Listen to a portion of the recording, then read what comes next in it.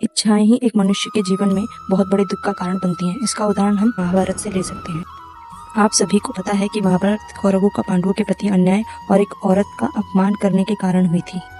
लेकिन महाभारत का बीज एक राजा की इच्छा के कारण ही बोया जा चुका था। वो राजा थे भीष्म के पिता राजा शांतनु। शांतनु हस्तिनापुर के राजा थे जो एक निषाद पुत्री सत्यवती से प्रेम कर बैठे, जो यमुना नदी में नाव चलाती थी।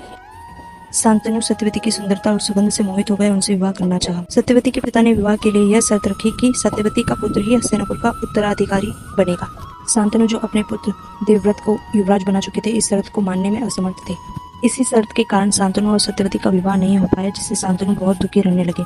यह देखकर उनके पुत्र देवव्रत ने सत्यवती के पिता के पास जाकर आजीवन ब्रह्मचारी रहने और सत्यवती के पुत्र को ही राजगद्दी का उत्तराधिकारी बनने की प्रतिज्ञा की। इसी प्रतिज्ञा के कारण देवव्रत का नाम भीष्म पड़ा।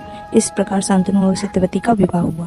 पहला सत्यवती की सुंदरता पर मोहित होकर उनसे विवाह की इच्छा, और दूसरा सत्यवती के पिता के मन में सत्यवती के पुत्रों को उत्तराधिकारी बनाने की लालसा की इच्छा ही महाभारत की नींव कर चुकी थी। भगवत गीता में कहा गया है कि इच्छाएं मनुष्य को दुख और बंधन में डालती हैं।